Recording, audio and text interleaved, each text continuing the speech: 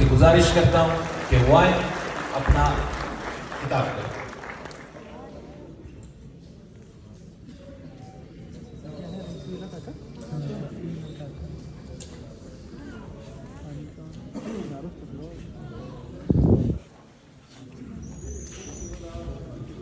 بسم اللہ الرحمن الرحیم.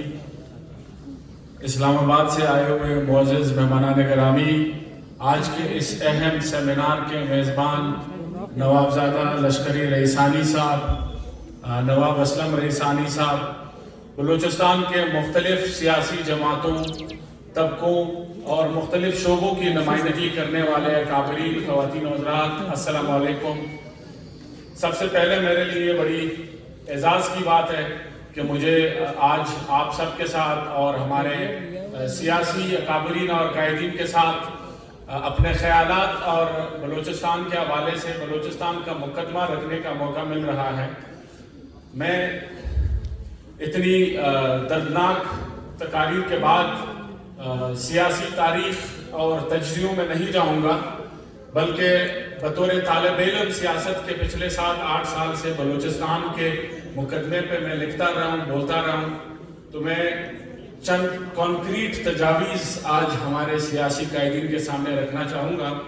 لیکن تجاویز سے پہلے تشخیص بہت ضروری ہے کہ مسئلے کی صحیح تشخیص اہم ہے، تو اس میں بات شروع کروں گا.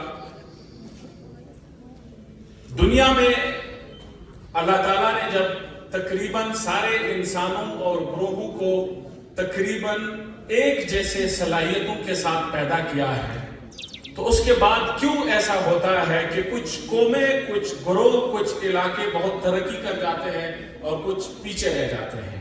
یہ پیدائشی نہیں ہے. اس پہ دنیا میں پولیٹیکل سائنٹسٹ، ڈیولپمنٹ اکانومسٹ، انہوں نے بہت سے حاصل بحث و مباحثہ کیا ہے، جس کا نتیجہ یہ نکلا کہ جغرافی، social norms, culture, ethnic diversity, ان جیسے فیکٹرز کو پیش کیا گیا کہ جغرافی اور ethnic diversity, social norm, social structure جو ہے وہ تعین کرتے ہیں کہ کون سی قومیں آگے بڑھیں گی، کون سی قومیں پیچھے رہیں گی. لیکن ان سب دلائل میں ایک کمی یہ تھی کہ تقریباً آپ کو ہر سیمپل میں مختلف ریزلٹس ملیں گے. آپ کو بلوچستان جیسے list populated, list density, population density کے ساتھ بہت ترقی یافتہ ممالک ملیں گے. آپ کو بلوچستان جیسے سخت ٹرین کے ساتھ بہت ترقی یافتہ ممالک ملیں گے. تو جس کی وجہ سے یہ بہت سارے ایکسپلینیشن جو تھے یہ ناکام ہو گئے. اور آج دنیا کے پولیٹیکل اکانومسٹ اس بات پر متفق ہے کہ قوموں کی تقدیر کا فیصلہ جو ہے وہ جغرافیہ یا ایتھنک ڈائیورسٹی یا ایتھنک نارمز نہیں کرتے. قوموں کی تقدیر کا فیصلہ جو ہے وہ اس خطے، اس ملک کے انسٹیٹیوشنل سٹرکچر میں ہوتا ہے. انسٹیٹیوشنز جو ہے وہ فیصلہ کرتے ہیں اس بات کا کہ اختیار سازی کا پروسیس کیا ہوگا، طریقہ کار کیا ہوگا، اور طاقت اور اختیار کون فیصلہ کرے گا کس کے بہاف پہ. یہ بہت اہم ہے. تو اگر ہم نے بلوچستان کو سمجھنا ہے، سیاسی جو ہمارا ریٹرک ہے وہ اپنی جگہ، ہم نے اختیار سازی کے اس سٹرکچر کو سمجھنا ہے اور اس میں اس کو چینج کیسے کر سکتے ہیں. اس اپروچ کے ساتھ، اس انسٹیٹیوشنل لینس کے ساتھ میں 3 مسئلے آپ کے سامنے تشخیص کے لیے پہلے رکھنا چاہوں گا جو میں سمجھتا ہوں بلوچستان کے تمام مسائل کے سسٹمک ڈرائیورز ہیں. میں سمپٹمز کی بات نہیں کرنا چاہتا. سسٹمک ڈرائیور نمبر 1 وہ ہے پاکستان کا سینٹرلائزڈ اور میجورٹیرین فیڈرل ڈیزائن. سینٹرلائزڈ ڈیزائن 18ویں ترمیم نے بہت حد تک اس کو ایڈریس کیا، میں اس میں بات نہیں کروں گا. میجورٹیرین فیڈرل ڈیزائن پہ پاکستان میں بدقسمتی سے بات نہیں ہوتی. میجورٹیرین فیڈرل ماڈل کیا ہے؟ میجورٹیرین فیڈرل ماڈل یہ ہے کہ 272 کی قومی اسمبلی میں بلوچستان کی جو منتخب سیٹیں ہیں یہ 15 اگر سب کو باقی ان کو بھی شامل کیجئے 17 سیٹوں کی جو بلوچستان کا وزن ہے یہ ان سیاسی جماعتوں کو انسینٹیو نہیں دیتا کہ یہ بلوچستان کا خیال رکھیں. یہ التجاؤں یہ التجا کا سوال نہیں ہے کہ ہم ان سے التجا کریں، نہ ہی ان کی نیت کا سوال ہے. یاد رکھیں، محکوم اقوام کے حقوق کا ایشو آپ طاقتور کے نیت میں نہیں چھوڑ سکتے، کیونکہ یہ نیتوں کا سوال نہیں ہے. ان کی اچھی نیت ہو کے بھی اس سٹرکچر میں یہ ہماری ہیلپ نہیں کر سکتے بہت زیادہ. تو ہمیں اس سٹرکچر کو چینج موجودہ وفاقی نظام، ہر وہ سیاسی جماعت جو وفاق میں اقتدار میں آنا چاہتی ہے، اس سیاسی جماعت کو زیرو انسینٹیو ہے کہ وہ بلوچستان میں انویسٹ کرے. 17 کی یہ جو سیٹیں ہیں اس اسمبلی میں، اس میں پشتون بلوچ ڈیوائیڈ کی وجہ سے تاریخی طور پر کوئی سیاسی جماعت 5 یا 6 سے زیادہ سیٹیں نہیں جیت سکی ہے. جس کا مطلب یہ ہے کہ اگر آپ نواب اسلم صاحب کو وزیر اعظم بنا دے، مجھے وزیر اعظم بنا دے، کسی بھی سیاسی آدمی کا سب سے بڑا سیلف انٹرسٹ کیا ہوتا ہے؟ دوبارہ منتخب ہونا. دوبارہ منتخب ہونے کے لیے جب آپ نقشے پہ نظر ڈالتے ہیں، بلوچستان پاکستان کا آدھا رقبہ ہے. اس آدھے رقبے کو اگر آپ جنت بھی بنا دے، ازیوم کرے خاقان عباسی صاحب کہہ دیتے ہیں میں پاکستان کا اگلا سارا ڈیولپمنٹ بجٹ 900 ارب بلوچستان میں لگاؤں گا. What is the political return that he is facing? Maximum political return جو ان کو ملے گا وہ قومی اسمبلی کی 8 سے 10 سیٹیں ہیں. کوئی بھی سمجھدار باشعور سیاستدان بلوچستان میں، کوئی بھی سمجھدار سیاستدان بلوچستان میں اس انسینٹیو سٹرکچر کے ساتھ انویسٹ نہیں کرے گا. اس وفاقی نظام میں فیصل آباد کا وزن بلوچستان سے زیادہ ہے، کراچی کا وزن زیادہ ہے، لاہور کا وزن زیادہ ہے. اور اگر میں اس 17 کو کم کروں کہ ریئلسٹیکلی 6-7 سے زیادہ سیٹیں نہیں مل سکتی، تو آپ جا کے گجرانوالہ کے برابر آپ کا سیاسی وزن آتا ہے. سو جس میں اتنا پرورس انسینٹیو سٹرکچر ہو، وہاں پہ یہ ان کی مہربانی ہے کہ ڈسپائٹ دس انسینٹیو سٹرکچر یہ کبھی ہماری بات کرتے ہیں یا ہمارے لیے کوئی آواز اٹھاتے ہیں. This system offers them no incentive at all. So یہ مسئلے کا جڑ ہے. اس کو آپ کے جتنے باقی مسائل ہے، چاہے وہ وسائل کی غلط تقسیم، آپ کوئی فیڈرل پروگرام اٹھائیں جو فیڈرلی امپلیمنٹڈ ہے، بلوچستان کا شیئر اپنے آبادی سے بھی کم ہے. اب یہ مسئلہ اگین نیت کا نہیں ہے، یہ اس سٹرکچر کا مسئلہ ہے کہ اس سٹرکچر میں کوئی ہے نہیں جو آپ کے جس کی اقتدار کی کرسی آپ کے ہاتھ سے ہو کے گزرتی ہو. تو میں یہ باقی جو آپ کے ایشوز ہیں وہ سارے اس مسئلے سے لنکڈ ہے. اس میجورٹیرین فیڈرل سٹرکچر کو چینج کرنا ہوگا. NFC یہ باقی ساری چیزیں یہاں سے فلو کرتی ہے اور یہ ایکسپلین کرتی ہے کہ کیوں ملکگیر سطح کی جو جماعتیں ہیں ان کا بلوچستان میں مفاد نہیں ہے. یہ کوئی حیرت کی بات نہیں ہے کہ آج تک پاکستان مسلم لیگ نون، پاکستان پیپلز پارٹی، پاکستان تحریک انصاف جیسی جماعتوں نے آج تک بلوچستان میں ایک منظم طریقے سے اپنا تنظیمی ڈھانچہ بھی نہیں بنایا. جب الیکشن ہوتے ہیں اپنے سیکنڈ ٹیئر لیڈرشپ کو بھی یہ یہاں نہیں بھیجتے جلسوں کے لیے. کراچی، لاہور مہینہ مہینے جا کے بیٹھ جاتے ہیں. اگین میں ہائی لائٹ یہ کر رہا ہوں، یہ نیت کا مسئلہ نہیں ہے، یہ انسینٹیو سٹرکچر کا مسئلہ ہے. اور اس کی واضح مثال 2016 کی وہ نو کانفیڈنس موشن تھی جس میں عباسی صاحب 17 کی وزیر اعظم تھے. 2 چھوٹی جماعتیں اپنے 25 میں سے 24 MPs کو انٹیکٹ رکھ سکی. مسلم لیگ نون 21 میں سے 9 نہ بچا سکی. اس کی وجہ کیا ہے؟ اس کی وجہ ان ملکگیر جماعتوں کا یہاں پہ ایک ریت کی دیوار پہ کھڑا ہوا جو سٹرکچر ہے وہ ہے. سو پہلا مسئلہ میجورٹیرین فیڈرل سٹرکچر اور باقی اسے فلو کرتے ہیں. دوسرا مسئلہ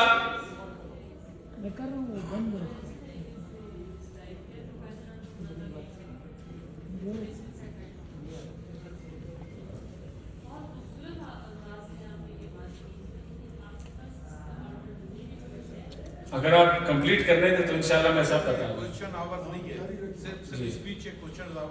تو دوسرا مسئلہ جو ہے وہ اسٹیٹ لیڈ اتھارٹیرینزم اور اس میں ملٹری لیڈ اتھارٹیرینزم کہ جب یہاں پہ ہمیشہ سیاسی اختلاف کو پولیٹیکل ڈسینٹ کو طاقت کے زبان سے ڈیل کیا گیا ہے، اس کے نتائج جو مجھ سے پہلے سپیکرز ہیں انہوں نے اس پہ سے راسل بحث کی، اور چونکہ اس پہ بہت بحث ہوتی تو میں وہ باتیں جس پہ کنسنسس ہے ان میں زیادہ بحث نہیں کروں گا. لیکن ایک اس کا امپورٹنٹ جز ہے وہ اس اتھارٹیرینزم کا جس پہ اگین سمجھنا ہوگا، وہ ہے پولیٹیکل انجینئرنگ. آپ نے بلوچستان میں مصنوعی قیادت کی ایک پوری نسل تیار کی ہوئی ہے، اور اس مصنوعی قیادت کے تھرو پروونشل پولیٹکس کو کنٹرول کرتے ہیں. اور جب اسلام آباد اور لاہور کے لوگ ہم جیسے لوگوں سے پوچھتے ہیں کہ آپ کے نمائندے، اور اکثر ہمارے لوگ جواب میں ایک آئرونک سمائل دیتے ہیں. اس کا مطلب یہ ہے، اور یہ انفارچونیٹلی اس کی بنیاد سنڈیمن سسٹم نے رکھی، ایک اسٹیٹ سردار الائنس، اور آج تک یہ اسٹیٹ سردار الائنس جاری ہے. 2-3 سرداروں کے علاوہ جو ریاست کو کے سامنے حق کی بات کرے، باقی سارے پیٹرنیج ریسیو کرتے ہیں ریاست کے. اور اگین انفارچونیٹلی یہی ملکگیر سطح کی جماعتیں are home to these politicians جو ہر 10-15 سال بعد اپنے وہ بدلتے ہیں. تیسرا مسئلہ بلوچستان کا سب سے بڑا جس پہ بات کم ہوتی ہے وہ ہے ہماری انٹرنل پولیٹیکل فریگمنٹیشن.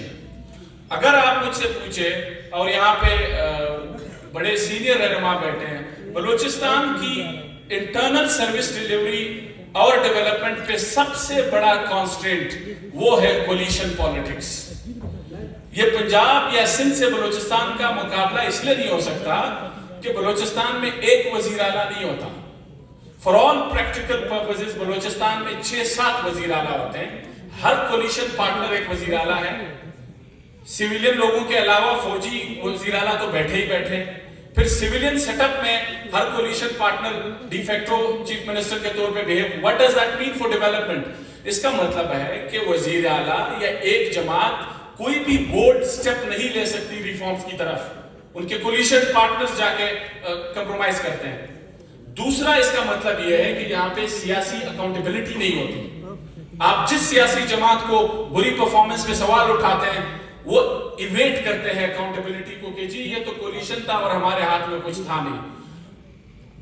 پشتونخوا میں یا بی این پی مینگل تو صرف کھلم کھلا ایتھنک اس کی بات کرتے ہیں. میں آج آپ کے سامنے یہ بات رکھوں گا، ایک چپڑاسی پی این کی ہائرنگ سے لے کے ڈیولپمنٹ فنڈز تک جس کا جدر بس چلتا ہے اس صوبے میں وہ اپنی ایتھنک لینس سے ریسورس ڈسٹریبیوشن، جاب ایلوکیشن کو ڈسٹارٹ کرتے ہیں.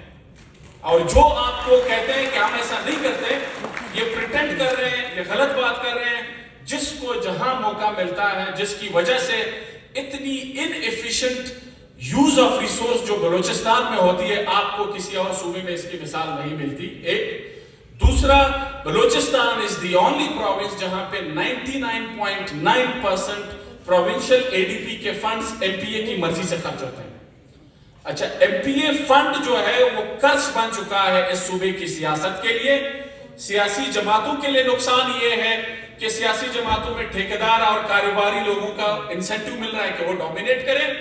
آپ کی نظریاتی سیاست کو آلودہ کر رہا ہے. ساتھ ساتھ میں بلوچستان میں جنون اپوزیشن اس لیے ایگزسٹ نہیں کر سکتی کہ ایم پی اے فنڈ کی صورت میں اتنا بڑا رشوت اور لیوریج موجود ہے. اور اگر کوئی شریف ایم پی اے بیچارہ کوشش بھی کرے، اس کی سیاست ختم ہو جائے گی اگر وہ اس سسٹم کا حصہ نہ بنے.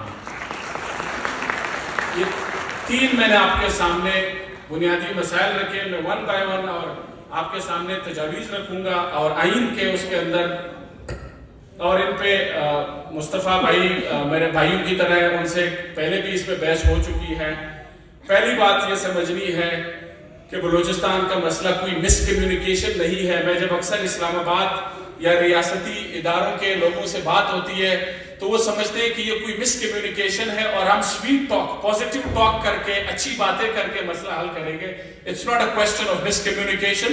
یہ سویٹ ٹاک سے نہیں حل ہوگا، یہ کاسمیٹک ڈیولپمنٹ پیکیجز سے نہیں حل ہوگا.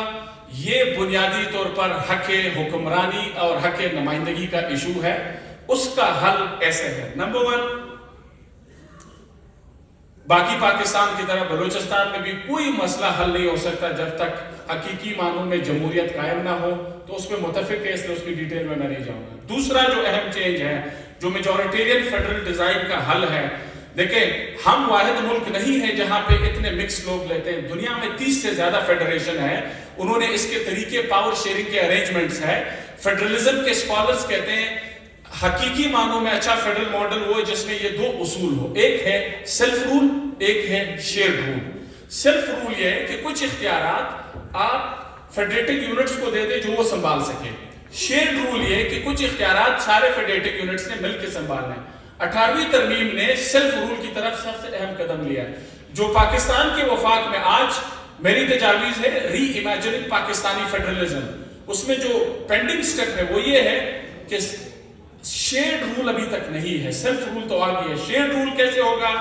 نمبر 1 سینٹ ریفارمز، سینٹ کے انتخابات ڈائریکٹ کرا دیے جائیں اور سینٹ کو وہ اختیارات دے جو قومی اسمبلی کے اختیارات ہیں یا اس سے زیادہ دے.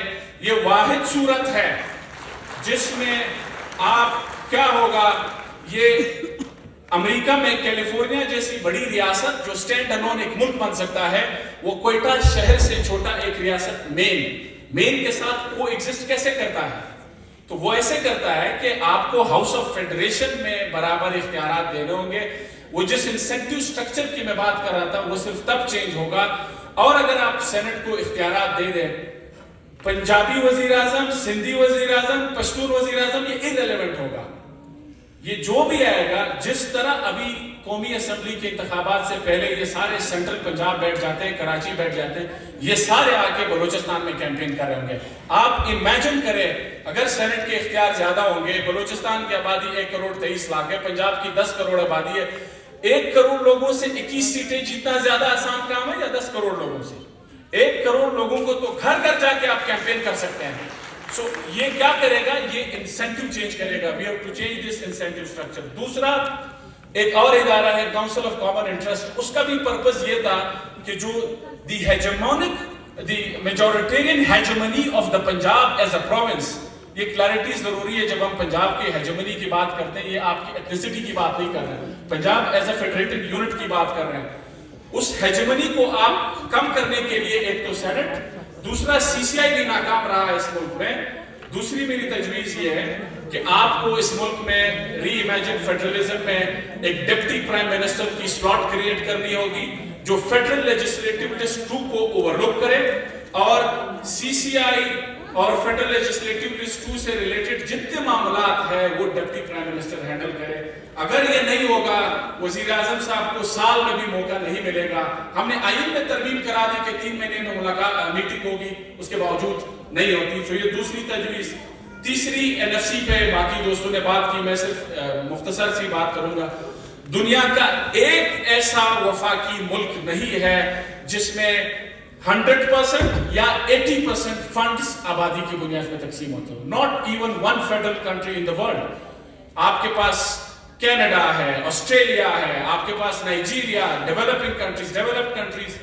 ایٹ بیسٹ میرے پاس سارا ڈیٹا ہے 25% سے لے کے 60% تک ویری کرتا ہے پاپولیشن کا weight in the horizontal distribution of resource. تو آپ نے اگر ایکیومولیٹڈ ڈیولپمنٹ ڈیفیسٹس کم کرنے چھوٹے صوبوں کو، آپ کو ہاریزونٹل ڈسٹریبیوشن میں آبادی کے ویٹ کو مزید 82% سے 50% تک لانا ہوگا. اب بلوچستان کے سائل وسائل کے لیے کیا کیا جا سکتا ہے؟ نمبر 1 میری تجویز ہوگی ہم بلوچستان کے حقوق کے تحفظ کے لیے کانسٹیٹیوشنل سیف گارڈز دے دیتے ہیں، لیکن بلوچستان اتنا بدقسمت ہے کہ کانسٹیٹیوشنل سیف گارڈز بھی کافی نہیں ہے بلوچستان کے لوگوں کو ان کے حقوق دلانے کے لیے. سو میری تجویز یہ ہے آرٹیکل 172(3) اس کی امپلیمنٹیشن، ایفیکٹو امپلیمنٹیشن کے لیے ایک نیشنل کمیشن بنایا جائے اور اس کمیشن کو بے شک اس کی چیئرمینشپ آپ بلوچستان کے سینیٹرز یا بلوچستان کے حوالے کریں یا ارسا کی طرح کم از کم وہ روٹیٹ کرتا رہے بٹوین دا 4 پروونسز. اور اس کمیشن کا مینڈیٹ یہ ہو کہ آرٹیکل 172(3) کی امپلیمنٹیشن کرے. خاقان عباسی صاحب کو اس کی بہت اچھی سمجھ ہے، اس میں بہت بحث کی گنجائش ہے، لیکن میں یہ ضرور کہوں گا کہ یہ او جی ڈی سی ایل، پی پی ایل یہ کارپوریٹ تھیفٹ کے ماہر بن چکے ہیں. یہ بلوچستان گورنمنٹ یا ہم جیسے لوگوں کے بس کی بات ہی نہیں ہے جس لیول کی کارپوریٹ فراڈ وہ کرتے ہیں.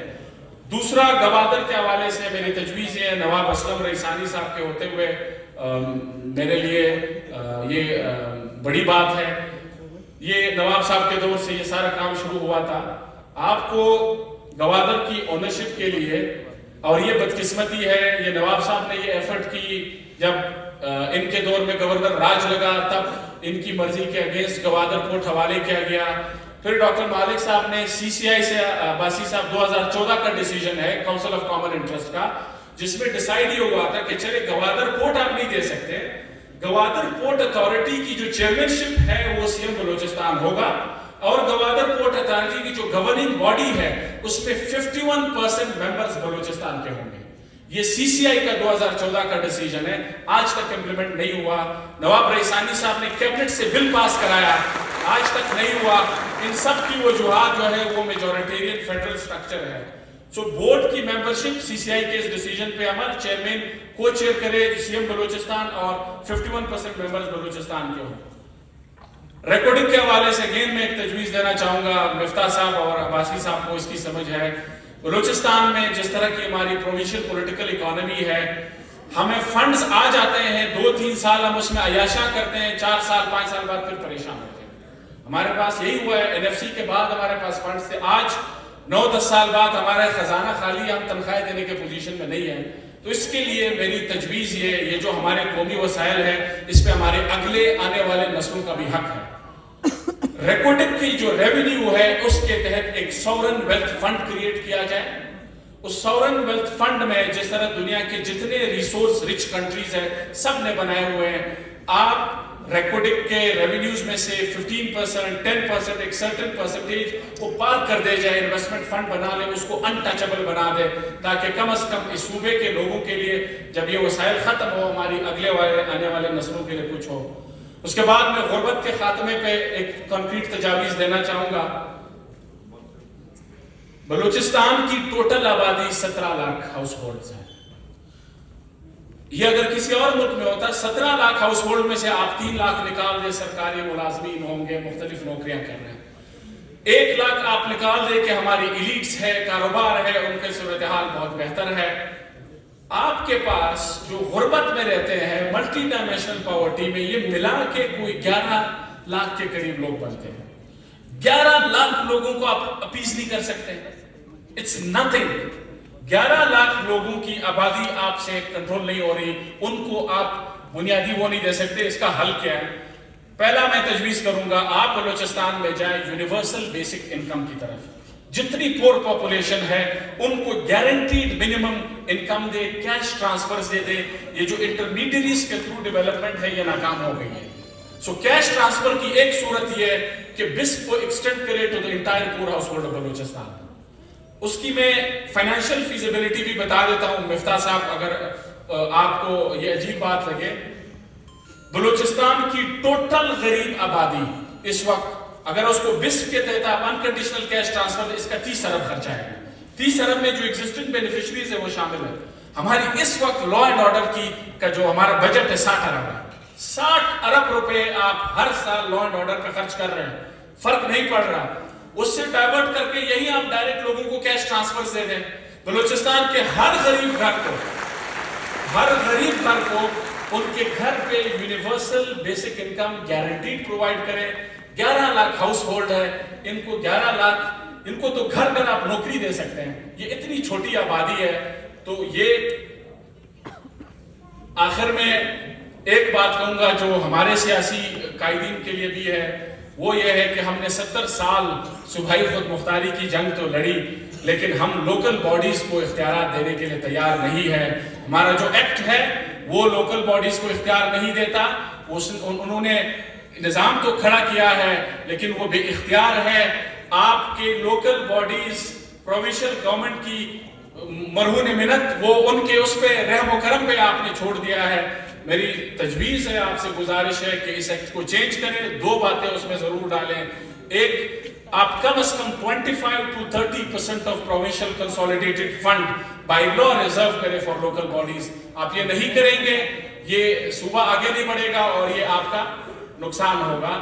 اور آخر میں سیاسی جماعتوں سے میری یہ بھی گزارش ہے، خدا کے لیے ایم پی اے فنڈز کو ختم کریں. ایم پی اے فنڈز نے آپ کی پارٹیز اور آپ کی سیاست دونوں کا بیڑا غرق کیا ہے. نظریاتی سیاست کے لیے سپیس نہیں بچ رہی. ڈیولپمنٹ کے ایکسپینڈیچرز ہو رہے ہیں, ان کا رزلٹ نہیں آ رہا. میں ایک سٹیٹ آپ سے شیئر کرتا ہوں.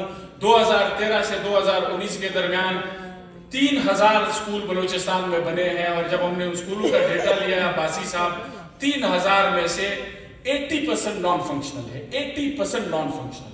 جو نئے بنے, پرانے چھوڑ دیں. کیوں؟ کیونکہ ایم پی اے صاحب کا, ٹھیکیدار صاحب کا ٹھیکے کی حد تک انٹرسٹ ہوتا ہے. بلڈنگ بن جاتی ہے, اس کے بعد اس میں ٹیچر مہیا کرنا, ریسورس اویلیبل کرنا, اس پہ کسی کا کنسرن نہیں ہوتا. سو نو ونڈر کہ آپ 61 ارب روپے صرف 6 سال میں تعلیم پہ ہم نے خرچ کیے. 61 ارب روپے, یہ ڈیولپمنٹ بجٹ, ریکرنگ بجٹ کی بات نہیں کر رہا ہوں. نتیجہ کیا ہے شاید خاقان صاحب, ہم ابھی تک انرولمنٹ کو 1% پوائنٹ امپروو نہیں کر سکے. بلوچستان واحد صوبہ ہے پچھلے 12 سال میں جس میں آؤٹ آف اسکول چلڈرن کی تعداد ایکچولی بڑھ گئی ہے. تو یہ جو ڈیولپمنٹ فنڈ ہے, بہت معذرت کے ساتھ تمام سیاسی اور بیوروکریسی کے جو نمائندے ہیں, یہ ایک بلیک ہول میں جا رہے ہیں. اور اگر یہ اسی طرح جاتے رہیں گے, این ایف سی میں ہمارا شیئر 2-3 گنا بڑھ جائے, اس کا امپیکٹ نہیں آنا. تو یہ آخری گزارش کے ساتھ میں کنکلوڈ کروں گا. میں نے آدھے گھنٹے سے زیادہ ٹائم نہیں لوں گا, اور ٹائم پورا ہونے والا ہے. وہ یہ ہے کہ ان تجاویز کو مد نظر رکھے ہمیں پاکستان کے وفاقی نظام میں اسٹرکچرل چینجز لانے ہوں گے. ہمیں انسینٹیوز دینے ہیں. ہمیں بلوچستان کے حقوق کا مسئلہ طاقتور کی ثوابدید پہ نہیں چھوڑنا. اگر آپ یہ نہیں کریں گے, میں آپ کو بہت ایک آخری پیسمسٹک نوٹ پہ کنکلوڈ کر رہا ہوں کہ بلوچستان میں خصوصاً بلوچ بیلٹ میں حالات بہت برے ہیں. اور یہ نواب رئیسانی صاحب, اختر مینگل صاحب, ڈاکٹر مالک صاحب جیسے لوگ بلوچ اور پاکستان کے درمیان آخری کڑی ہے. اگر اس کڑی کو, جب آپ پارلیمانی سیاست کرتے ہیں, اور بلوچستان میں چونکہ وہ پارلیمانی سیاست نہیں ہوتی, وہ کنٹرول ڈیموکریسی ہے, اس میں یہ لوگ بہت رسک لے کے حصہ لیتے ہیں. لیکن یہ پارلیمانی سیاست, یہ میجورٹیرین democracy has failed Balochistan, it has failed the Baloch in particular. اگر یہ جاری رہا, the biggest loser is the state of Pakistan, the Federation of Pakistan. وہ کیسے؟ یہ آخری لوگ ہیں.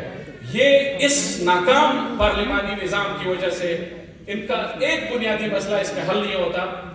یہ اپنے کانسٹیٹوئنسی میں جا نہیں سکتے, اور یہ جب نہیں جائیں گے, یہ آخری کڑی ہے. اگر ان کو بھی آپ نے ڈی لیجیٹمائز کر دیا, یہ بھی اپنے عوام کے سامنے نہ جا پائیں, تو پھر I am very sorry to سے مجھے کوئی بلوچستان اور پاکستان کا مستقبل کوئی زیادہ روشن دکھائی نہیں دے رہا. آپ سب کا بہت بہت شکریہ.